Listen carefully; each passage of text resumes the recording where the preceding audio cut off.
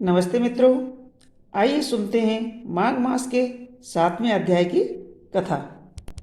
दत्तात्रेय जी बोले, चित्रगुप्त ने उनकी आलोचना की और तब यमराज ने दूतों को आज्ञा दी कि एक को तो घोर नरक में ले जाओ जहाँ कठिन दुख होता है, और दूसरे को स्वर्ग में रखो जहाँ उत्तम भोग हैं।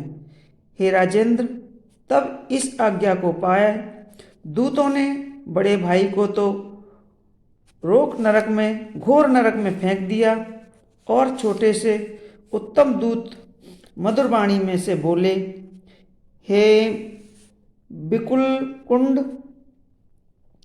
मेरे साथ स्वर्ग में चलकर अपने कर्मों से किए हुए दिव्य भोगों को तुम भोगो। यह सुनकर हृदय में संशय रख के कि किस लिए मुझको यह फल मिला है, विप्र कुंडल ने कहा, हे दूतो, मैं तुमसे पूछना चाहता हूँ कि तुम दोनों ने एक कुल में पैदा होकर एक समान ही कार्य किए थे।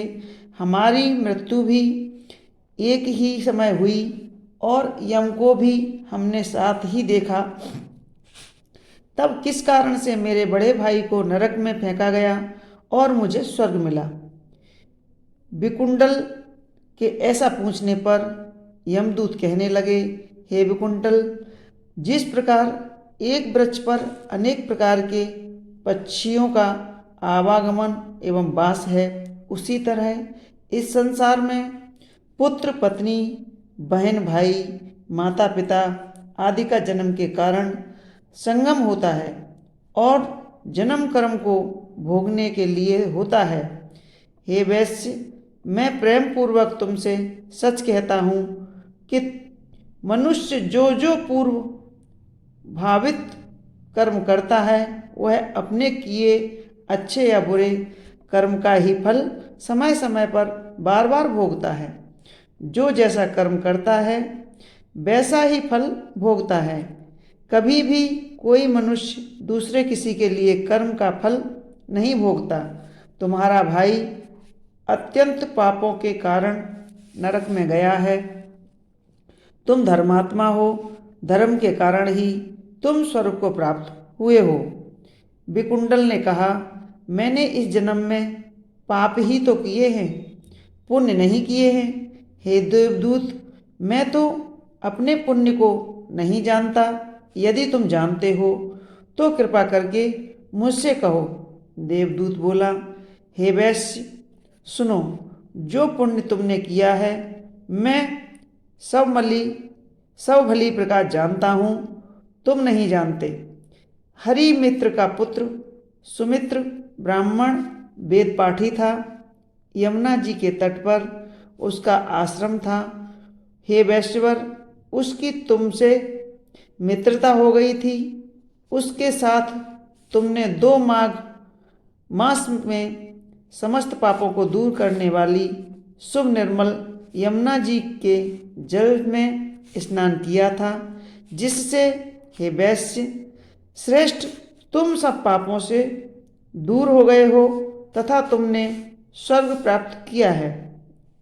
तुम इस पुण्य के प्रभाव से स्वर्ग में चिरकाल तक आनंद भोगोगे और तुम्हारा भाई नरक में यम द्वारा दुख भोगेगा।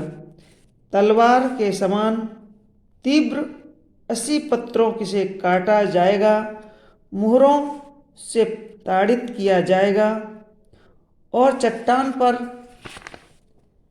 पीसा जाएगा तथा अंगारों से भूना जाएगा। दत्तात्रेय जी बोले, इस तरह दूत की बात सुनकर वह भाई के दुख से दुखी हुआ। उसका शरीर पुलकायमान हो गया। नम्रतापूर्वक दुखी होकर उसने मधुर वाणी से देवदूत से कहा कि हे साधुओं के साथ 7 पग चलने वाली मित्रता श्रेष्ठ फलदायिनी होती है। अतः मित्र प्रेम को सोचकर तुम मुझ पर कृपा करते हो। हे सर्वज्ञ, कृपा करके कहो कि किस कर्म से मनुष्य यमलोक को नहीं देखते हैं तथा बुरी गति को प्राप्त नहीं होते हैं। बोलो विष्णु भगवान की जय। मित्रों, यह थी माघ मास के 7वें अध्याय की कथा।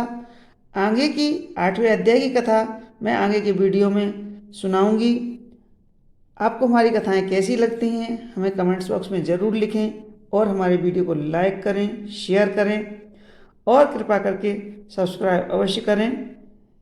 आप इसी तरह हमारी कथाएं कंटिन्यू सुनते रहें और हम आपसे आशीर्वाद लेते रहें। धन्यवाद।